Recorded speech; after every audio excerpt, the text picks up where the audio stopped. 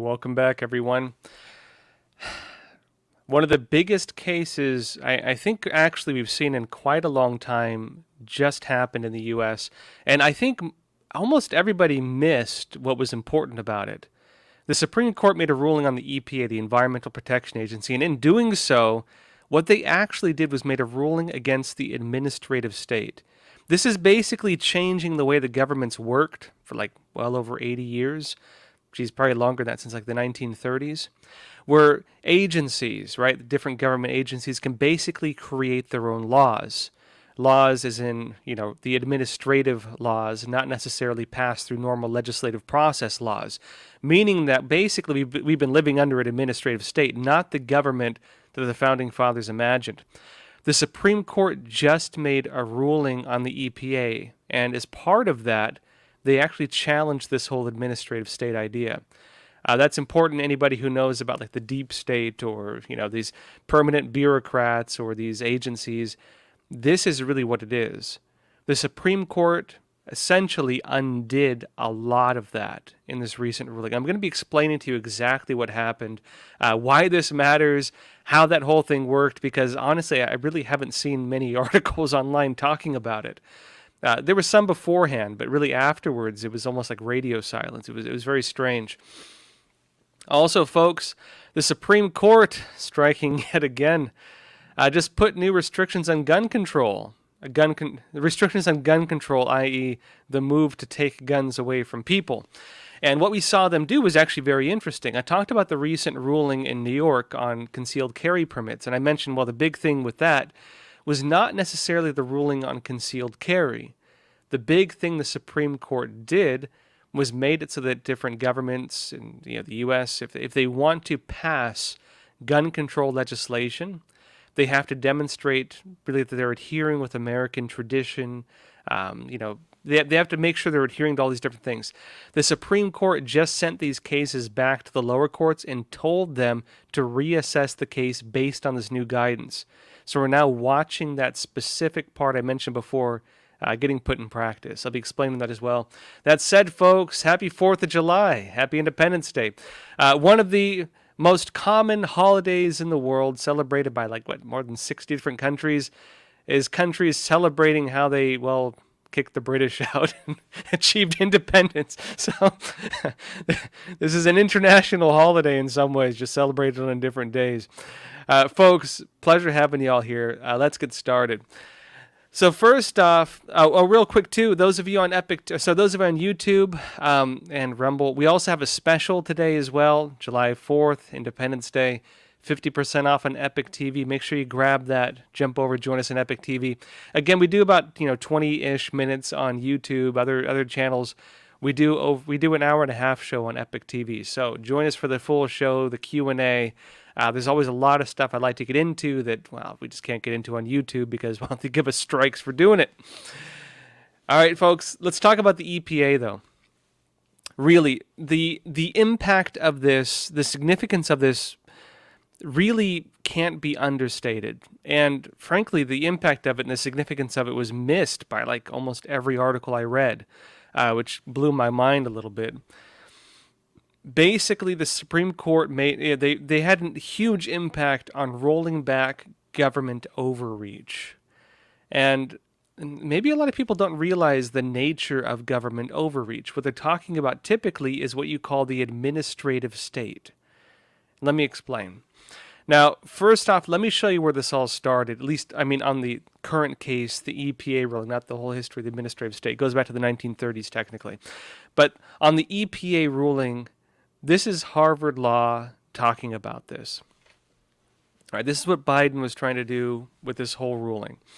It says the Biden administration set a goal of creating a carbon pollution-free power sector by 2035 and net zero emissions economy-wide by 2050. Net zero. Folks, you and I are made of carbon. Cows breathe out carbon. We breathe out carbon dioxide. Net zero is impossible to do unless you eliminate all life on Earth.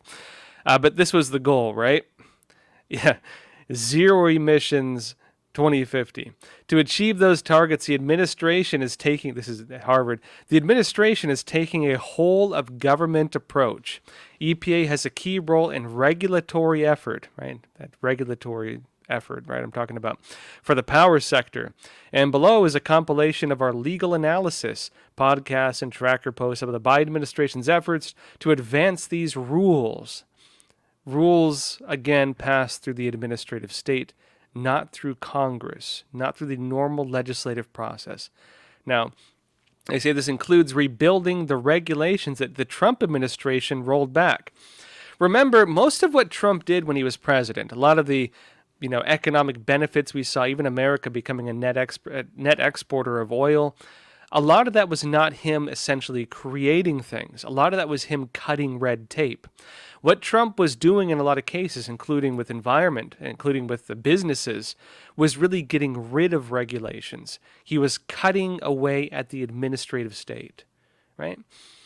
Now, what Clarence Thomas just did really is like Trump times 1,000 because he just basically dismantled this thing to a huge extent. I'll get into that in a bit, but let me tell you a bit of what this had. So this new Biden energy policy, this is what it was going to have. It was going to have greenhouse gas emission regulations, mercury and air toxic standards, coal ash rule, cross-state air pollution rule, guidance for major sources under the Clean Air Act, greenhouse gas performance standards for power plants, national ambient air quality standards for particulate matter and ozone, power plant startup shutdown and malfunction rule, power plant effluent limits, regional haze rule, so on and so on. They were even creating different regulations for the EPA and other areas that could even go for racial justice. And that ties into a whole other issue when talking about racial justice. Also, they're doing this through the health administration because, again, why are they involved in like human affairs, essentially? This is, again, part of the overstepping of the administrative state, where each branch of the government, every single little agency, even agencies you'd never think are doing anything, can create piles and piles and books and books and books of new laws that don't go through the normal process of legislation. Essentially you get these unelected bureaucrats in place and they can just do almost anything they want. Now, that has some interesting caveats to it, which I'll get into. But first, let me talk more about this case. Politico said this in 2021, last year, right? On Biden's new push for all this stuff and how he's trying to use the EPA for this, Environmental Protection Agency. Politico said this. They said, President-elect, when he was, again, President-elect in 2021, President-elect Joe Biden's EPA could have significant legal authority to regulate carbon dioxide from power plants after a federal court on Tuesday struck down one of the Trump administration's biggest climate change rule rollbacks. The split-panel opinion from the U.S. Court of Appeals for D.C. Circuit for the first time offers a binding judicial opinion on the statutory scope of EPA's regulatory powers on greenhouse gases. Biden will launch his presidency on Wednesday with the most ambitious climate change plan ever sought by a White House. And the new ruling will make it easier for his administration to create rules, i.e. create laws while bypassing the legislative process, to create rules that help drive the nation's power grid toward net zero carbon dioxide emissions by 2035, a goal that Biden has laid out. And folks, that was the trajectory we were on. That was where things were heading. Then this happened. Let me show you. This is the Supreme Court, West Virginia et al. Versus Environmental Protection Agency et al. And the Supreme Court ruled against the EPA. Meaning, not only did they toss out that whole Biden plan, that whole big thing they were celebrating last year when he was still president-elect, not only did they get rid of that, but by using that, they also made a huge, huge dent into the administrative state, into the ability of government agencies to create laws without having to go through any normal process. These unelected bureaucrats that basically, again, create books upon books upon books of new regulations and new laws that people have to follow. And if you violate them, ironically, actually, you can't even go through the normal court process to challenge them. Now, it was passed on a 6-3 ruling, kind of how the new norm, I'd say, for the Supreme Court, at least currently. On this, the court limited the EPA's ability to regulate greenhouse gas emissions from power plants under the Clean Air Act. Basically, it made it so the EPA cannot set climate standards for power plants. That's like the surface level. And that's really the part I think that most people talk about right now in terms of what actually happened with this ruling, right? That's about as deep as a lot of media are going on this. Now, the court also ruled that this power is on Congress, not the EPA. And that's where it gets significant. So by doing this, the court ruled, right, on the EPA in terms of like precedents and all these things and the way the Supreme Court works. By making this ruling, they made the determination that these types of powers, that regulatory ability, is not on agencies but on Congress, i.e., in accordance with the Constitution of the United States, meaning they cannot bypass the normal legislative process to create laws, meaning really like a huge percentage of the U.S. government is basically like illegitimate now. I mean, to put it bluntly, that's essentially what it means. It means that they basically made like books upon books. I mean, if you stacked them, it would probably be taller than a building of laws, of regulations, made them just illegitimate. Like, because, again, they were created by bypassing that process, which the Supreme Court now says you have to go through if you want to do this kind of stuff. The kind of stuff that, well, the Constitution of the United States says you have to go through if you want to do this kind of stuff. Like, you know, welcome, folks, it's Independence Day. You just got your independence back. Like, this is the new American Revolution. And for some reason, almost nobody's talking about why this is such a big deal. Like this is the dismantling of the regulatory state, the dismantling of really the deep state, these unelected bureaucrats, to an extent that I never thought I'd see in my lifetime to some extent. Let me go more into this. Now, what this means again is that if Biden wants to pass now his climate agenda, if he wants to pass Build Back Better, if he wants to regulate whatever he wants to regulate, he has to go through Congress. And so Congress in the normal process, Congress needs to create their bills, and they need to present them, and they need to debate them, and they have to go back and forth. And then there might be a filibuster, and it might go back, and so on and so on. And the president finally, at the very end of it, has to sign off on it and say, okay, I agree to it, right? That's the normal legislative process. It's very hard in the United States, the way the Founding Fathers intentionally set it up. It's very hard to create new laws under normal practice in the United States. And again, that was the way the Founding Fathers imagined it. You have to go through both the House and the Senate, and then the president has to sign off on it. And if you're under the current system, again, where the Senate has a 50-50 break between Republican and Democrat, and you have a filibuster requiring 60 votes, it's very hard to get anything passed unless it's, let's say, balanced enough in such a way that, well, Republicans and Democrats are both going to agree on it. Even then, it's very difficult to do. So, on this note, too, the Supreme Court, again, doesn't just affect this. It affects, again, the foundations of this whole administrative state. Let me explain to you some of this.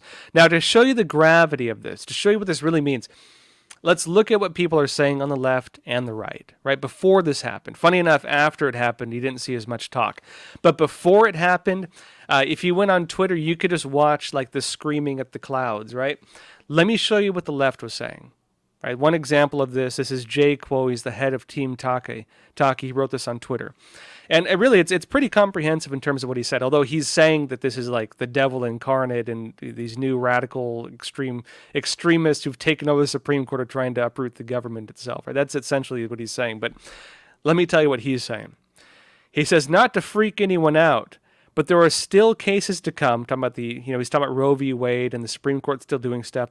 There are still cases to come, including one that will shake the power of the federal government to its core. It's called West Virginia versus EPA. And the most extreme ruling would declare that Congress lacks the power to delegate authority, which it does under the Constitution, right? That, again, Congress lacks the power to delegate authority to federal agencies to implement policy. They cannot bypass the judicial process, the legislative process, to create new laws, right? Under existing law, back when this was still the case, because it just changed, folks, under existing law, Congress may delegate its regulatory power to an administrative agency, but it must provide an intelligible principle or a standard by which the agency must exercise its quasi-legislative powers, its unelected bureaucrat powers. Now it says agencies, but recently conservative courts have resurrected the non-delegation doctrine to Recently, conservative courts have resurrected the non-delegation doctrine to strike down acts by agencies that would easily have passed muster before, if applied in a draconian manner. The non-delegation doctrine could end federal government as we know it. Now, they say if the court actually went so far, which they did.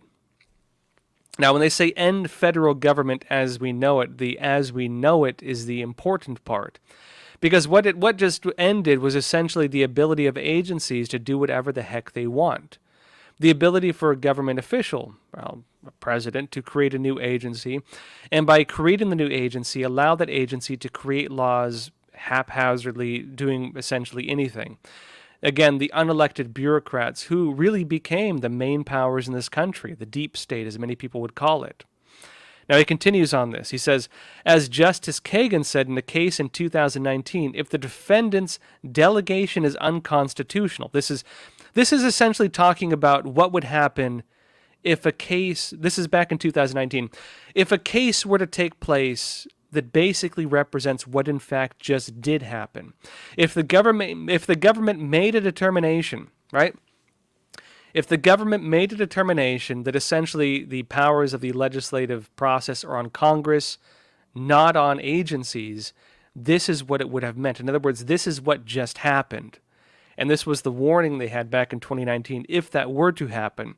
They say that basically, if the defendant's delegation is unconstitutional, then most of the government is unconstitutional. Right? Which it is. Most of the government, as it stands right now in the United States, is unconstitutional. Right? Most of the administrative state is unconstitutional. Most of the laws we have to abide by that were not passed through Congress are unconstitutional. They do not stand, right? Kagan was writing for the polarity of four liberals, joined by Justice Alito in a concurrence that has always bothered me. This, again, leftist individuals talking. He says, quote, if a majority of this court were willing to reconsider the approach we have taken for the past 84 years, I would support that effort, he wrote, teasing the idea of non-delegation to his fellow conservatives. Now, let me show what people are saying on the right. That's what people on the left were saying. This is people on the right. This is Greg Phillips. Many of you may be familiar with him. 2000 Mules OPSEC guy, Operation Security guy. This is him on Truth Social. And he had, of course, basically the same take, but instead of saying, fear what shall come, he's saying, geez, I hope this happens. He says, I hope y'all will consider joining us in prayer tonight. The Supreme Court will rule on West Virginia versus EPA. The consequences of this ruling will resonate for another 100 years. For more than a century, Congress had ceded power to write broad and far-reaching laws to bureaucrats accountable to no one. This is how the deep state was built. I pray that the SCOTUS delivers a blow from God's mighty hand. And he did. Let me show you one more. This was Fox News talking about, again, it was interesting. Before the ruling, you saw a lot of people talking about why this mattered. Before the ruling, you saw a lot of different media talking about why this was such a big deal. Then after it was, again, kind of like radio silence. Let me show you what Fox News was saying beforehand. They were saying one more blockbuster Supreme Court decision could still be coming even after Friday's abortion ruling. And they said, believe it or not, overturning Roe v. Wade may not be the Supreme Court's most dramatic decision this year. Instead, its ruling on West Virginia versus the Environmental Protection Agency could prove far more consequential. It could literally upend how our government works. Or I should say, used to work. West Virginia versus the EPA asks whether important policies that impact the lives of all Americans should be made by unelected D.C. bureaucrats or by Congress, as the Constitution said it should be. This SCOTUS, it says, could well decide that ruling by executive agency fiat is no longer acceptable. So, folks, that's what happened again. The unelected agencies essentially ruling this country, they can no longer do that. They can no longer do what they were doing before. Now, briefly on this, Fox was saying the case involves the Clean Power Act, which was adopted under President Barack Obama to fight climate change. The program was estimated to cost as much as $33 billion per year and would have completely reordered our nation's power grid. The state of West Virginia, joined by 2 coal companies and others, sued the EPA, arguing the plan was an abuse of power. And by deciding in favor of West Virginia, they're saying, this was the big if. By deciding in favor of West Virginia, the court could begin to rein in the vast powers of the alphabet agencies in D.C. that run our lives and return it to legislators whom we elect to create legislation. And again, folks, that is what just happened. This is the new American Independence Day. Could not be more fitting, frankly. Because, again, America has restored what the Constitution said it should be doing in terms of passing new laws, which is not bypassing the elected officials who represent the American people. Right? The nature of a constitutional republic, as opposed to a pure democracy, or frankly a dictatorship in this case, right? The difference between the two is that you have officials who you elect to represent you, as opposed to direct democracy. We are a representative democracy, which is what a republic is. We're also a constitutional republic, not just a republic. And the Constitution is what constitutes the United States. The Constitution is how things should be done. Basically, they found a loophole in this, where they allowed agencies to basically create laws and bypass that process. And by doing so, they changed the nature of America. Now, this goes technically all the way back to the 1930s. I'm going to explain some of the history on this, how it developed, and what the new ruling means going forward. But folks, for that, let's jump over to Epic TV. Again, folks, if you don't have a subscription yet, we're giving you a free 14-day trial. Go into the description below if you're on YouTube, Rumble, anywhere else. Jump in the description below, grab your free trial, and come join us. Again, we have over an hour still on the show. And also, folks, Independence Day sale. Happy 4th of July. 50% off. Grab that now if you haven't. If you want to get one for your friend, grab it now as well. Folks, that said, see you over on Epic TV. Before we jump over, we did a really good interview just recently. If you didn't see it yet, it's the hidden agenda of population control. Yeah, again, Stephen Mosheron. Let me show you a trailer of that before we jump. So when Bill Gates and people like him, whom I refer to as the Billionaire Boys Club, they all seem to think there are too many people in the world, and I think in part it's billionaire guilt.